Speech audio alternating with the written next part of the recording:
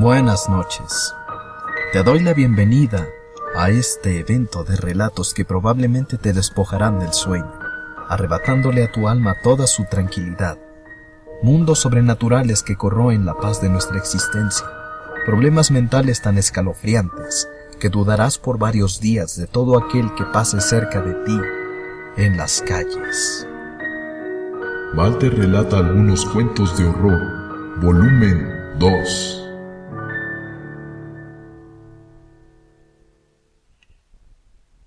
La mujer de la sierra. Saturnino era un chico mexicano de 17 años que poseía una inteligencia notable. Si bien no era un genio, podía decirse que era bastante más listo que la mayoría. Sin embargo, él destinaba sus esfuerzos a aprovecharse de la gente. Por ejemplo, en una ocasión vendió boletos para un sorteo que supuestamente ganó una persona, pero nadie la conocía. También solía fingir que le faltaba dinero cuando compraba comida en la calle, después de habérsela terminado, consiguiendo siempre salirse con la suya y dejando a los demás sin oportunidad de tomar revancha. En el verano de aquel año, Saturnino tuvo una idea que le pareció excelente para tener unas vacaciones libres de gastos. Luego de ver a un grupo de chicos en su escuela organizándose para hacer una brigada de alfabetización, convenció a su mejor amigo y cómplice de estafas, Jaime, para fingir formar parte de esa brigada y tomar unas vacaciones de verano bastante económicas. El plan era bastante simple. Había que ir rumbo a una comunidad de la Sierra Madre Oriental, decir a uno de los lugareños que formaban parte de esa brigada, y así conseguir hospedaje y comida gratuitos durante toda su estancia. Saturnino sabía que la brigada iría hasta mediados de julio, por lo cual podría pasar al menos 2 semanas en aquel sitio sin problemas. Así pues se marchó con Jaime el primer día del mes, y después de un autobús y varios autostop, llegaron a una comunidad en el estado de Puebla. Ciertamente, allá la gente no tenía las mejores casas ni alimentos, pero sí mucho agradecimiento hacia quienes buscaban ayudarles. Saturnino sintió un poco de culpa, pero eso nunca lo detuvo antes. Así que una vez que se instaló junto con Jaime, decidieron que irían a recorrer el área para difundir los horarios en que impartirían los supuestos cursos. Pero estos eran apócrifos. Cuando alguien les preguntaba dónde serían esos cursos, simplemente respondían que serían 2 pueblos más adelante. La gente asumía que la distancia era muy difícil, y para que fuera más complicado, les decían que serían al mediodía, momento en que el sol era despiadado, por lo cual nadie asistía. O al menos, nadie estaba en la voluntad de asistir, y aunque lo hubieran hecho, llegarían a un lugar vacío. Llevaban ya 4 días allí, pasando la mayor parte del tiempo explorando las inmensas áreas boscosas y embriagándose con el whisky que habían comprado en una vinatería de las orillas de la comunidad. A veces se tomaban fotos con niños y ancianas del lugar para después presumirlas en su ciudad y conquistar así algunas chicas, para pasar el resto del verano como si fueran héroes. La noche del 4.º día, había una gran luna llena muy impresionante. Decidieron llevarse su termo lleno con una mezcla extraordinaria de whisky con Coca-Cola, y a hurtadillas salieron de la casa y subieron a lo alto de aquella parte de la sierra. En el camino se encontraron con unos perros guardianes, muy flacos pero agresivos, que lograron ahuyentar con un palo, bajo recomendación de un lugareño que ya les había advertido que allí los perros eran muy salvajes por la noche. Una vez en la cima, pudieron ver hacia abajo una intensa oscuridad, pues había un enorme precipicio a la orilla del camino. Un barandal hecho con tablas se sostenía precariamente en el borde, y era el único obstáculo para caer al abismo, y era bastante aterrador. No obstante, al elevar la mirada, podía verse el majestuoso relieve montañoso, iluminado por la luna. Saturnino y Jaime se sentían los reyes del mundo, Pasaron media hora allí, bebiendo y conversando sobre las típicas cosas de hombres, fútbol, chicas y algunas noticias de política. En medio de la plática, Jaime creyó ver una silueta que se aproximaba desde lo lejos. Poco tiempo le tomó comprender que era una figura femenina. Entonces, le dijo a Saturnino que volteara. Ambos se sonrieron. Era una silueta delgada, pero a simple vista parecía tratarse de una chica bien proporcionada. A los dos les había llamado la atención el color de piel canela de las chicas de la sierra, así que se dispusieron a esperar a que se acercara un poco más para invitarle a tomar un trago. La bebida estaba fría y era una noche calurosa. Seguramente no iba a negarse. Sin embargo, conforme la muchacha se iba aproximando, Saturnino y Jaime notaron que caminaba de un modo muy extraño. Al principio creyeron que tal vez el alcohol comenzaba a afectarlos, pero descartaron ese hecho ya que simplemente nada más en el ambiente lucía como ella. Entre más se acercaba, notaron los detalles de su indumentaria: un vestido de manta un poco raído, sucio y sin mangas. En el cabello rizado tenía colocada una flor que les pareció un girasol seco, y al parecer en los pies llevaba unos blancos zapatos que contrastaban mucho con su sombra. Ella se estaba acercando de modo muy lento, pero constante, con la mirada siempre al frente, como si estuviera en trance. Hipnotizados por ella, los chicos la observaron sin decir palabra. Todo el pueblo, excepto ellos, ya estaba dormido. Tal vez se había peleado con su familia y ahora vagaba sola y triste. Aquello era bastante anormal. Saturnino comenzó a impacientarse y convenció a Jaime de ir hasta donde se hallaba la chica e invitarla a beber con ellos de una vez. Jaime era más tímido con las chicas, pero no objetó la idea de su amigo, así que ambos se pusieron en pie y comenzaron a ir al lado derecho de la cima para encontrarse con aquella mujer tan extraña. Al ir avanzando, fueron notando que esa mujercita era aún más rara de lo que sospechaban. Cada paso conseguía que distinguieran en su piel ciertas coloraciones anormales, como si estuviera cubierta por distintos tonos de pintura y que su cabello parecía estar húmedo también. Saturnino pensó que tal vez había caído en algún pantano y ahora iba camino a casa. No dijo nada a Jaime, porque ya había pensado en intentar seducir a la chica. ¿Cuál no fue la sorpresa de ambos, que al estar a una distancia aproximada de 10 metros, Jaime descubrió un detalle que lo detuvo en seco? A pesar de la iluminación lunar, que ya hacía posible distinguir el rostro de la mujer, las cuencas de sus ojos parecían estar vacías, y tanto los brazos como la cara de la chica parecían estar cubiertos con alguna masa jabonosa. Saturnino se dio cuenta de que su amigo había parado y volteó a verlo extrañado. Ya estaba lo suficientemente cerca para dirigirle la palabra a la joven, así que ignoró a su amigo y levantó la palma de la mano de modo amistoso para saludarla. La chica siguió su trayectoria sin inmutarse. Saturnino tomó aire para animarse a decir hola, cuando advirtió una horrenda realidad.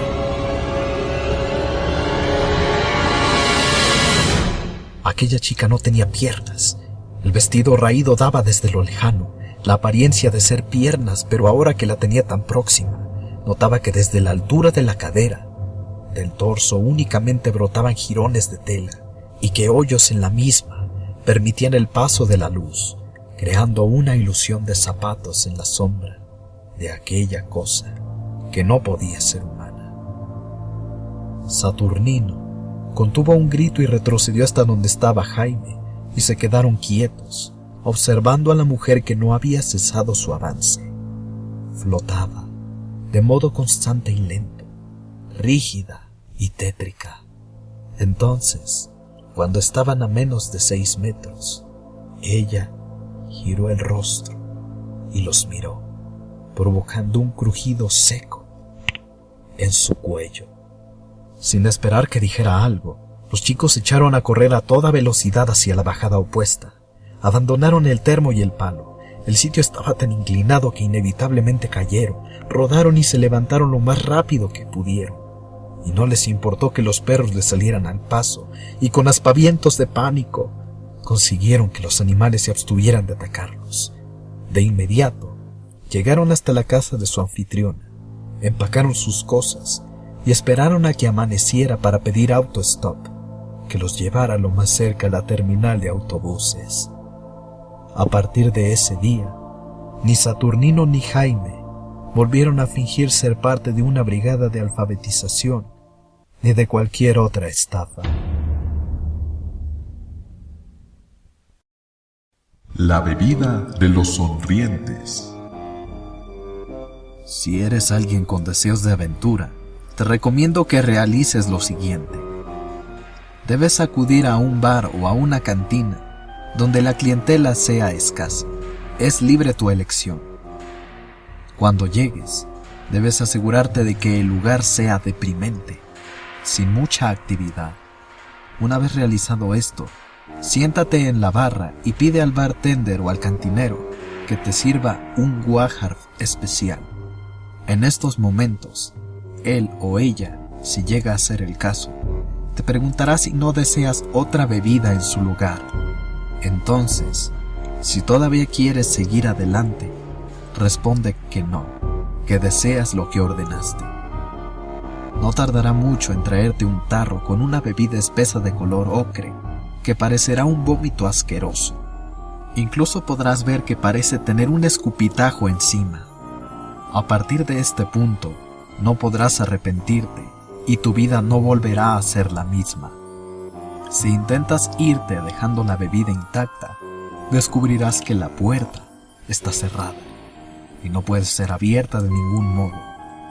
Tratar de romper los vidrios de la ventana tampoco dará resultado, y la gente a tu alrededor actuará como si no existieras.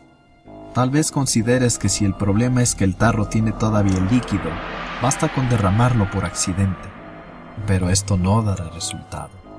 Simplemente sentirás que tu estómago se raja por dentro y sus ácidos corroen tu interior hasta llevarte a la muerte más dolorosa que te imaginas. Tampoco podrás conseguir que alguien más la beba por ti. Estás atrapado en un limbo donde solo se hallan tú y la bebida. Si aceptas tu destino, entonces toma el tarro y da un sorbo al guajar especial. Al instante, comprobarás que es la bebida más dulce y deliciosa que hayas probado en tu vida, y probablemente la más deliciosa que probarás en toda tu existencia. No importa cuáles sean tus gustos, ese líquido está diseñado para hacerte sonreír. Cuando te acabes el tarro, deberás resistir el impulso de ordenar otro más, aunque eso requerirá una fuerza de voluntad que muy poca gente en el mundo tiene. Si sucumbes, terminarás bebiendo el guajar hasta el final de tu vida, y nada podrá liberarte de ese cautiverio de goce infinito tan mortal. Si logras beber solo un tarro de aquel néctar tan extraordinario, pronto notarás que en el bar hay ciertos cambios que no habías advertido. Ahora, el lugar se halla más concurrido, pero de inmediato sentirás que hay algo muy extraño y muy siniestro en toda esa gente, pero no podrás explicártelo a plenitud. Cualquier intento por hablar con alguna de esas personas resultará en que te dirijan una mirada llena de malicia y una sonrisa llena de satisfacción. Esa gente te dirá cosas muy inusuales que te parecerán absurdas y lógicas al mismo tiempo, como el asesinato de alguien para beneficiar a la mayoría, o la desaparición sistemática de una cultura con el fin de conseguir un avance para todo el grupo de la humanidad. Muchas de las cosas que te dirán serán sobre gobiernos, naciones, lugares y épocas de las cuales nunca habías oído hablar en tu vida, y que posiblemente no conocerás por mayor longevidad que alcances.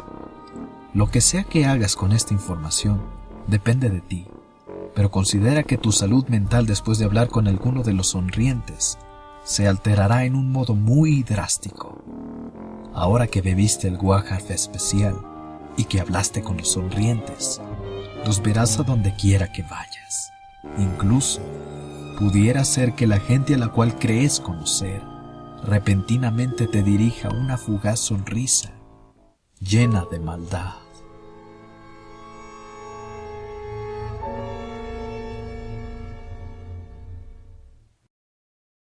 Paula. Un muchacho de 20 años había pasado por muchos contratiempos para concluir sus estudios de bachillerato.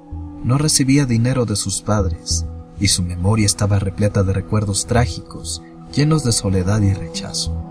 Una vez con el certificado entre sus manos, se dedicó a buscar un empleo, logrando conseguir uno como capturista nocturno en una empresa del centro de la ciudad. Necesitaba mucho el empleo, así que aceptó todas las condiciones laborales que le impusieron. Entraba a las 10 de la noche y salía a las 7 de la mañana. Le daban 1 hora para comer. Después de un par de meses de trabajar allí, sin hablar con los escasos compañeros de trabajo que tenía, él notó la presencia de una joven recién contratada para el turno matutino. Tenía el cabello teñido de rojo y la piel muy blanca, aunque no por falta de andar bajo los rayos del sol. Jamás se había atrevido a hablar con ella, de no ser porque un día, al sacar sus cosas del locker, éstas se cayeron al piso alfombrado y ella lo ayudó a recogerlas. La joven le preguntó su nombre y lo trató en un modo tan amable que él no pudo evitar sentir desconfianza. Él nunca había vuelto a cruzar palabras con ella, mas al día siguiente, la chica lo saludó con mucha alegría. Los días pasaron y ella continuaba saludándolo con una sonrisa, un abrazo y un beso.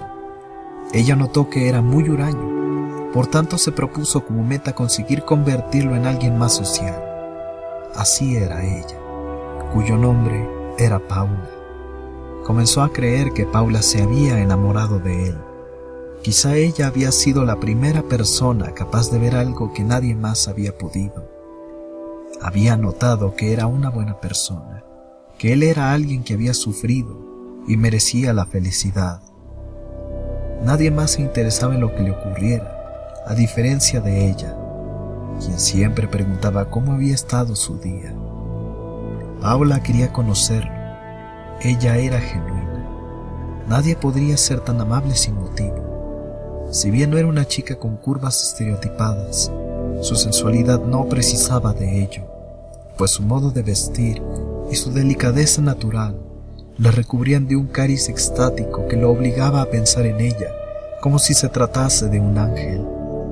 Conversando con Paula, descubrió que a ella le fascinaba el cine de arte, y una tarde de domingo, él asistió a uno de los pocos cines que presentaba ese tipo de películas, de forma que la próxima vez pudiera hablar de ello con Paula. Sorpresa y decepción cuando la encontró en la misma función, acompañada de su novio. Ella trató de acercarse a saludarlo, pero aunque lo vio de frente, él fingió no conocerla y la miró con repulsión. A pesar de todo, él permaneció en la sala para mirar el filme de principio a fin, abandonando el cine de inmediato, una vez que inició la secuencia de créditos. Cuando volvieron a encontrarse en el trabajo, él fingió no saber nada de lo ocurrido, arguyendo que probablemente lo había confundido con alguien muy parecido. Paula dudó, pero decidió aceptar su versión, pese a que estaba segura de que lo había visto justo al lado suyo. Ella comenzó a notar que era más extraño de lo que creyó en un principio. Una semana después, Paula comenzó a recibir pequeños mensajes en su locker, sin saber quién era el remitente. Eran intentos de poesía muy reutilizados que le recordaron sus tiempos de secundaria. Al principio, fueron raros pero lindos. No obstante, había algo en aquellos escritos que le inquietaba e incomodaba. Lentamente, aquellos poemas fueron aumentando en intensidad y combinaciones de palabras perturbadoras. Tú sabes que mi vida no vale nada, pues lo único que la vuelve valiosa es que tú estés en ella, Paula amada. No me conoces, pero yo no puedo dejar de mirarte. Estás en mi mente todo el tiempo. Te observo en silencio, desde lo lejos, donde sé que no tendré el deseo de quitarme la vida por ser incapaz de besarte. Aunque trató de sentirse halagada para restar importancia al asunto, Paula no pudo tranquilizarse en todo el día. Inocente como era, no podía sospechar que el autor de tales palabras fuera su amigo tímido del turno de la noche. Paula habló con recursos humanos para que solicitaran a los empleados abstenerse de meter cosas en los lockers de otras personas. Semanas más tarde, el Departamento de Recursos Humanos recibió la llamada de los padres de Paula. No podían encontrarla por ningún lado y nadie sabía nada de ella desde 3 días atrás. Él la había raptado. La siguió a todos lados, lo más que pudo, durmiendo en un viejo baño abandonado de la empresa durante el turno de Paula y saliendo detrás de ella, manteniendo la distancia lo suficiente para que no notara su presencia. Un viernes, la siguió hasta un hotel, donde ella se encontró con su novio.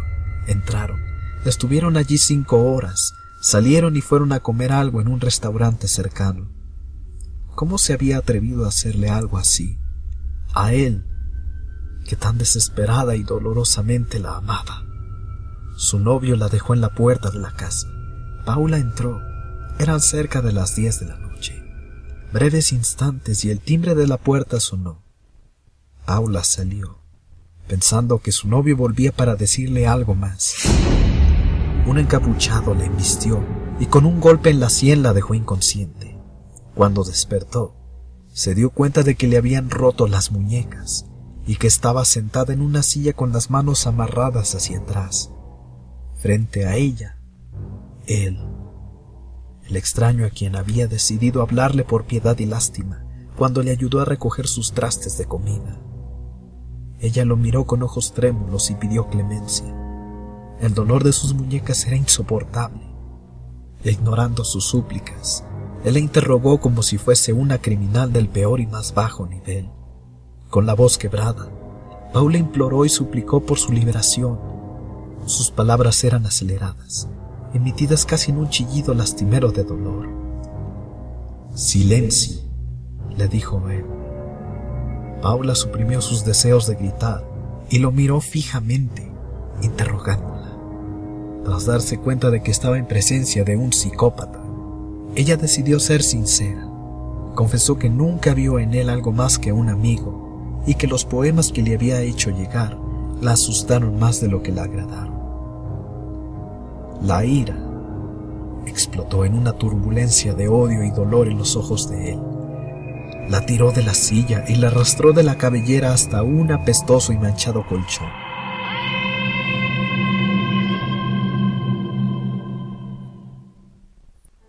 Al 4.º día de su desaparición, finalmente la policía encontró el lugar en donde él vivía, que era el mismo donde se hallaba Paula. Él estaba muerto. Se había suicidado arrojándose a las vías del metro. Supieron la ubicación de Paula por la nota suicida que conservó firmemente estrujada entre los dedos de su mano derecha. Muchas heridas supuraban en el cuerpo de Paula, mas ninguna estaba en peor condición que la enorme laceración que tenía en el alma. Entre vómito, sangre y otros fluidos corporales, la chica conservaba la mirada perdida y dirigida hacia algunas de las piezas dentales esparcidas sobre el colchón que antes lucieran en su sonrisa despreocupada y alegre. Después de las violaciones y los golpes, su vida había cambiado para siempre. Virginia. 3 niñas jugaban en los columpios de un parque. Era el año 1980, en Ibarra, ciudad del Ecuador. Eran Abby, Jessica y Samantha, todas ellas de 8 años. A mitad del juego, la madre de Abby apareció para llamarla. Quería presentarla ante las nuevas vecinas. Abby lentamente se fue deteniendo y bajó de su columpio para acudir a su hogar.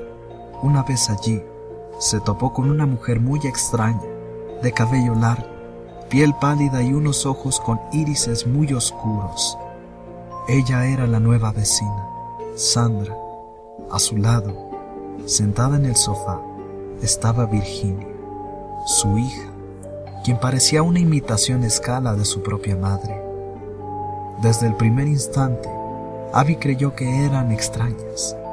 Conforme pasaron las semanas, la gente del vecindario también pensó lo mismo. Virginia estaba siempre sola y con una mirada de pocos amigos. Finalmente un día, Abby la invitó a jugar a las muñecas en su casa y le preguntó por qué era tan extraña. Virginia se mantuvo silente, como si no la hubiera escuchado. Entonces, Abby notó que podía escucharse un golpeteo muy grotesco al aguzar el oído. Se dio cuenta de que en realidad era un latido. Se trataba del corazón de Virginia. Apenas Abby se dio cuenta del origen de ese palpitar, Virginia volvió a verla con una mirada seca y llena de rencor, diciéndole: la persona que quiere contemplar frente a frente la gloria aquí en la tierra debe contemplar primero el infierno en absoluta soledad. Como si nada hubiera ocurrido, Virginia tomó una muñeca y siguió jugando. A la mañana siguiente, el vecindario despertó con la noticia de que Virginia estaba desaparecida. Abby trató de continuar con su vida normalmente, pero las palabras de aquella niña tan extraña la acosaban esporádicamente y de modo gradual se volvieron algo cotidiano.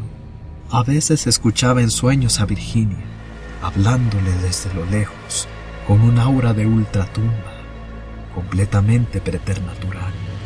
Y entonces, Abby tenía una horrenda pesadilla donde aparecían miles de demonios y le arrancaban violentamente los miembros, desgarraban la piel de su vientre y comenzaban a jugar con sus intestinos.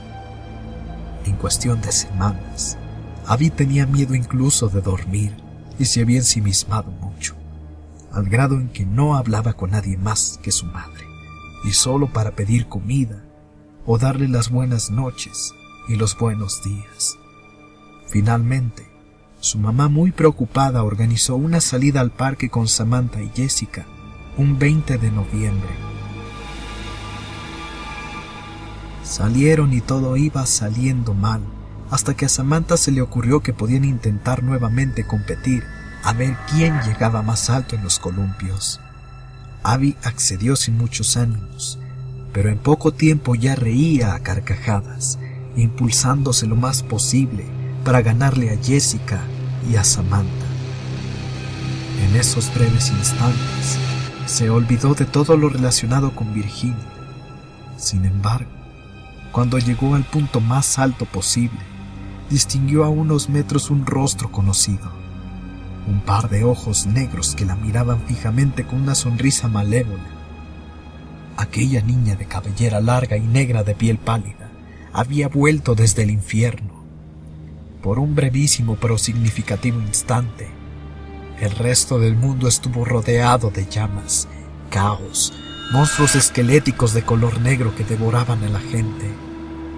Abby solo podía escuchar los alaridos de horror de las personas. El miedo volvió a apoderarse de ella e inevitablemente soltó las cuerdas de su columpio, cayendo rápidamente hacia el suelo, aterrizando de cabeza y quebrándose el cuello. Las dos amiguitas, Samantha y Jessica, redujeron la velocidad de sus columpios y fueron hacia el cuerpo de Abby, tratando de reanimarla inútilmente. Entonces, Jessica notó que alguien había llegado para contemplar la escena. Una pequeña de piel blanca como la nieve se puso en cuclillas y le dijo: «Abby, juega conmigo». En ese momento, el cuerpo de la niña no se movió, pero el columpio donde Abby estaba comenzó a mecerse nuevamente. Se dice que si vas al parque de Santo Domingo en Ibarra, Ecuador, También puedes mecerte en uno de los columpios, dejando el de en medio libre.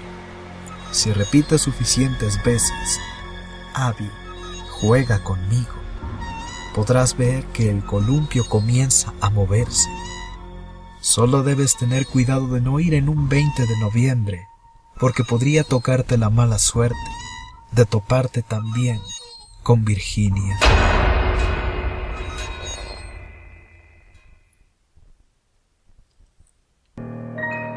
Suscríbete a Walter's Horror si el video te ha gustado. Todavía tengo más cuentos de terror aguardando por ti. No olvides que el horror de Walter apenas comienza.